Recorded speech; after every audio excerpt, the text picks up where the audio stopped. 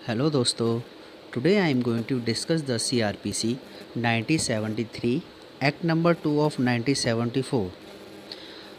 हम इसे one liner में समझेंगे। Let's start with the question number 1।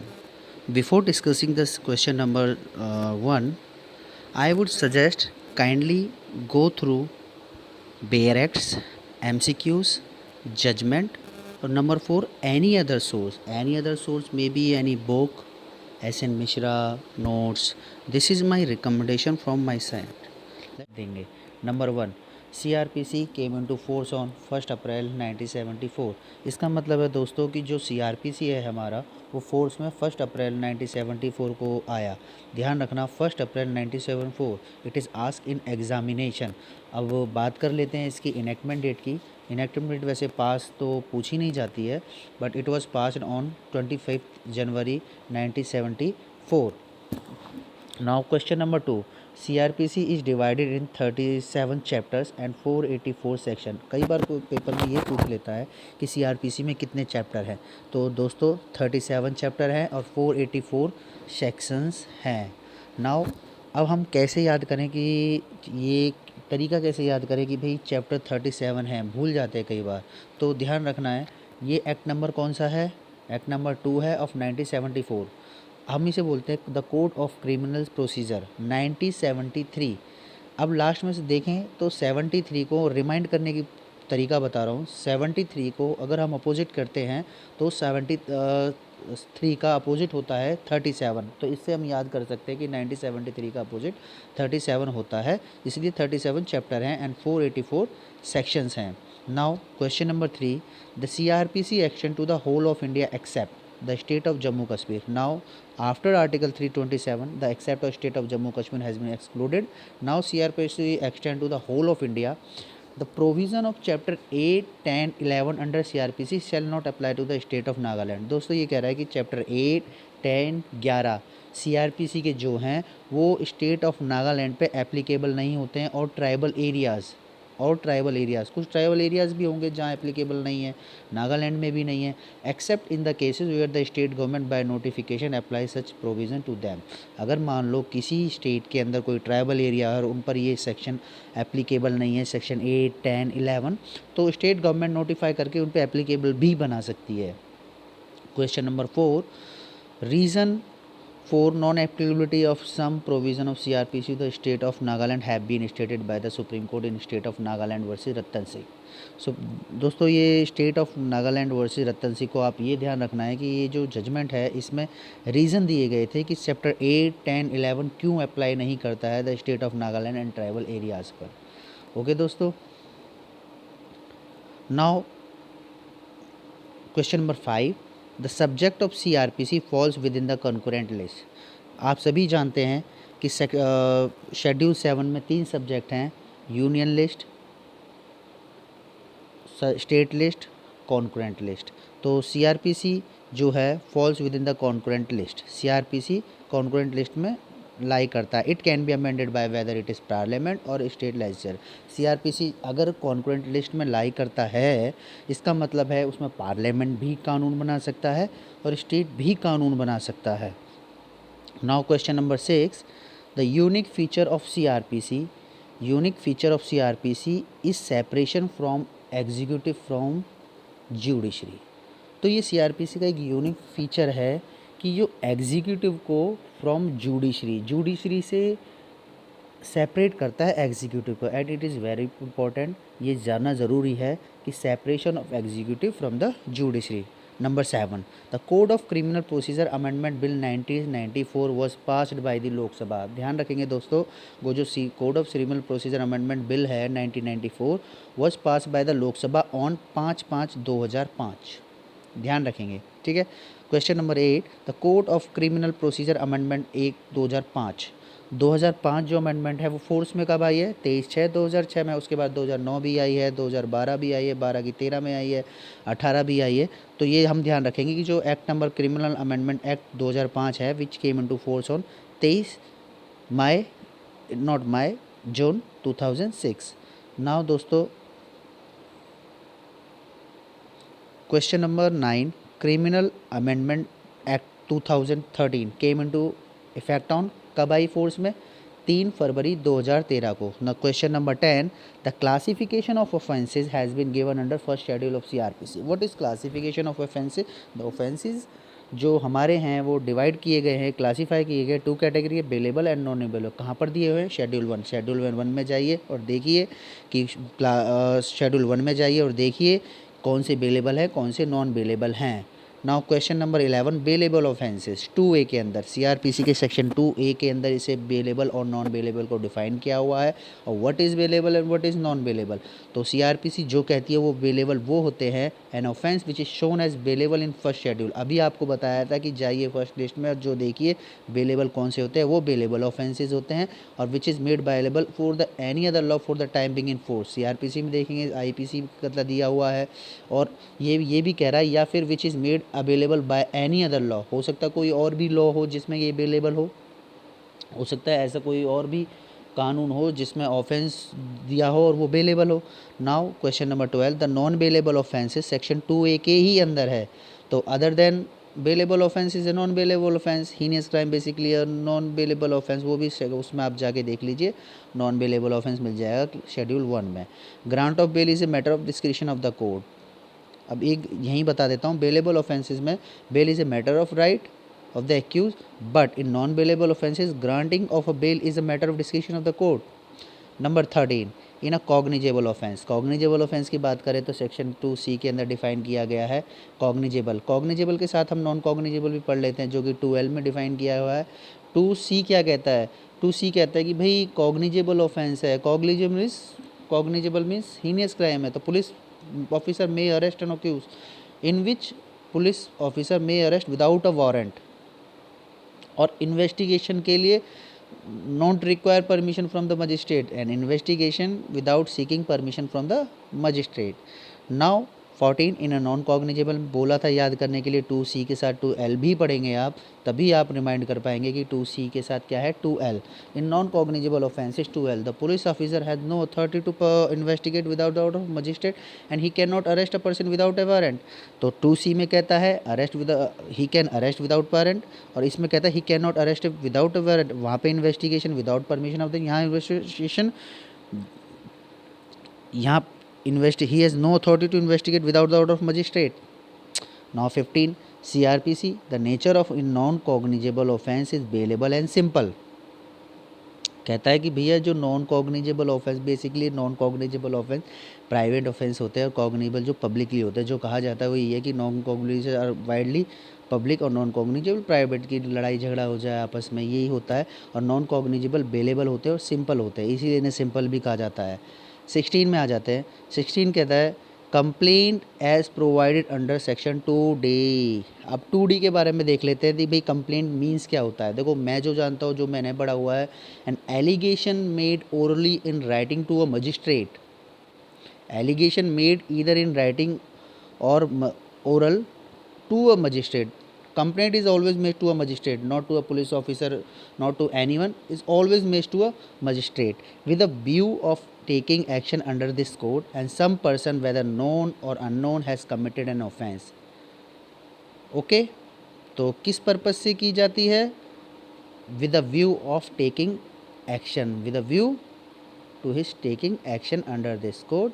तो some person whether known है या unknown है, ये कोई मतलब नहीं करता जिसने भाई क्या हमें क्या पता किसने ऑफेंस किया है, हम तो कंप्लेंट करने जाएंगे ना। तो एलिगेशन कई बार पता होता है, कई बार नहीं पता होता है। तो एलिगेशन मेड ओरली और in writing to a magistrate with a view to his taking action under this code that some person whether known or unknown has committed an offense but doesn't include a police report. Complaint doesn't include a police report. Police report is 2R के अंदर दे रखा है, जिसमें कह रखा है कि police report वो होती है जो हम 173 के अंदर फॉरवर्डेड करते हैं to the magistrate, that is the police report, not it is a complaint. Okay, now 17 पे आ जाते हैं। लिखा हुआ है complaint can be made for cognizable and non cognizable, ये भी ध्यान रखना है भाई complaint whether it is often cognizable non cognizable, complaint तो कंप्लेंट होती है, हम कॉग्निजेबल के लिए भी जा सकते हैं, नॉन कॉग्निजेबल के लिए भी जा सकते हैं। तो complaint can be made for both cognizable and non cognizable offences. अभी आपको बताया था मैंने 18 में, complaint doesn't include police report, police report 2R के अंदर दे रखी है, जब पढ़ेंगे 2R तो हम पुलिस रिपोर्ट के बारे में बताएंगे। अभी आपको बताया complaint is always made to a magistrate. Now 20 the term inquiry, the term inquiry has been defined under 2G। कैसे याद करेंगे मैं आपको बताता हूँ, हमेशा इंक्वायरी और इन्वेस्टिगेशन को एक साथ याद करेंगे। 2G के अंदर इंक्वायरी है, 2H के अंदर इन्वेस्टिगेशन है, ध्यान रखेंगे 2G के अंदर इंक्वायरी है और 2H के अंदर इन्वेस्टिगेशन है। इंक्वायरी का मतलब क्या होता है, अब इंक्वायरी का मतलब देख लेते थे, every inquiry other than a trial conducted under CRP by a magistrate और कोर्ट। ध्यान रखेंगे कि trial is not an inquiry, investigation is not an inquiry, every inquiry other than a trial, और it is always by conducted by the magistrate और court. ध्यान रखेंगे दो बंदे हैं, कौन है, मजिस्ट्रेट और कोर्ट, है एक ही चीज़ बट अलग अलग दे रखा है कि मजिस्ट्रेट और कोर्ट। तो inquiry means every inquiry other than a trial conducted under CRPC by the magistrate और कोर्ट। अच्छा, ये इंक्वायरी कब की जाती है, 22 में हम ये पढ़ेंगे कि इंक्वायरी कब की जाती है। 22 में हम पढ़ लेते हैं कि इंक्वायरी कब की जाती है। Inquiry is conducted to prior of framing of charges. Inquiry हमेशा कंडक्ट की जाती है prior to the framing of charges. Frame of charge हो जाते हैं तो फिर ट्रायल आ जाता है, ट्रायल के बाद अगर कोई इंक्वायरी नहीं होगी तो inquiry is conducted prior to the investigation of charges. Now 2H की बात कर रहे थे, 2G हमने पढ़ लिया, 2H कर लेता है। 2H कहता है कि the term investigation has been defined under 2S CRPC. Next, investigation is conducted by the police officer by magistrate, तो आके करेगा नहीं, मजिस्ट्रेट का अपना अलग रोल है इन्वेस्टिगेशन। तो इन्वेस्टिगेशन जो कंडक्ट की जाती है बाय द पुलिस ऑफिसर की जाती है, या ऐसा person who is authorise by the magistrate, magistrate ने कहा कि मैं तुझे ऑथराइज कर रहा हूँ, जा भाई तू क्या कहते हैं इन्वेस्टिगेशन। तो investigation can be conducted by number 1 police officer, number 2 a person who is authorised by the magistrate. और what is the purpose of investigation now, what is the purpose of investigation, तो purpose of investigation to collect the evidence. This is the question arises, what is the purpose for the investigation, the answer I have given to you. Now 26 पे आ जाते हैं, the foundation of investigation is complaint and FIR। Foundation of investigation is complaint and FIR। Now 27, अब 26 समझ में आ गया ना कि भाई अगर कोई भी इन्वेस्टिगेशन करेगा तो किस बेसिस पे करेगा, कैसे करेगा, मैं कोई भी स्टार्ट हो जाएगा कि नहीं, कोई FIR देगा तो कंप्लेंट, वो क्या कहते हैं इन्वेस्टिगेशन स्टार्ट होगी, या कभी उसके बाद कंप्लेंट आएगी तब इन्वेस्टिगेशन स्टार्ट होगी। नाउ 27 में आ जाते हैं टर्म ऑफेंस।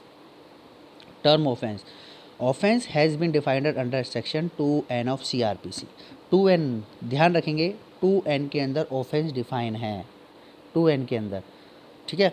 अब व्हाट इज़ एन ऑफेंस, यहाँ लिखा नहीं हुआ, मैं बता रहा हूँ आपको ऑफेंस क्या होता है, 2N के अंदर दे रखा है। तो भैया ऑफेंस क्या है, कोई भी एक्ट या ऐसा कोई जो एक्ट करना था नहीं किया है, पनिशेबल मेड बाय लॉ। तो any act omission made punishable by law for the timing in force, और any act in respect of which a complaint has been made under section 20 of cattle trespass act. आप ये 2N में बेरेक्ट से देख सकते हैं, यही लिखा हुआ है कि तो any act omission made by punishable law और and includes any act in respect of complaint which may be made under section 20 of cattle trespass act. ये 2N आप पढ़ लेना, ठीक है। 28 द टर्म पुलिस रिपोर्ट, आपको पुलिस रिपोर्ट बताया थी, 2R के अंदर डिफाइन है, और पुलिस 2R में अगर बेरेक्ट में जाके आप देखेंगे तो 2R में ये लिखा हुआ है police report forwarded by police to a magistrate under section 173, ठीक है। तो व्हाट इज़ पुलिस रिपोर्ट, जो 173 के अंदर मजिस्ट्रेट के सामने रिपोर्ट फॉरवर्ड की जाती है पुलिस द्वारा, वो होती है police report. Now 29 the term public prosecutor, the term public prosecution at defined under 2U। अब who is a public prosecutor, अब पब्लिक प्रोसिक्यूटर के बारे में पढ़ लेते हैं भाई। Public prosecution means and include any person appointed under section 24। आप चैप्टर 24 में तो जाएंगे, दे रखा है कि भैया पीपी अपॉइंट होता है, क्या कहते हैं 24 के अंदर, और any person acting under the direction of PP. ध्यान रखिए, आता है एग्जाम में पब्लिक प्रोसिक्यूटर कौन है, तो 2U of CRPC means and include any person appointed under section 24 और कौन सा है, और एंड है, and number 2 any person acting under the direction of PP ने डायरेक्ट कर दिया किसी को तो वो भी comes under the definition of section 24 and any person acting under the direction of public he is a PP. ठीक है, नाउ 30 वारंट केस पढ़ लेते हैं। 2X means a case relating to a offence punishable with death, imprisonment for life और imprisonment for a term exceeding 2 year. 2 साल से ऊपर के जो भी होते हैं वो वारंट केस होते हैं। 2 साल से ऊपर के जो होते हैं वो वारंट केस होते हैं। 2X कहता है। 31 समन केस है जो कि 2W में दिखा हुआ है। 2 साल से नीचे के 2 साल के नीचे के जो होते हैं वो समन केस होते हैं। Means a case which is not a warrant case, a case relating to an offence punishable with imprisonment for a term not exceeding 2 years. 2 साल से नीचे वाले समन केस, 2 साल से ऊपर वाले वारंट केस। ठीक है, 32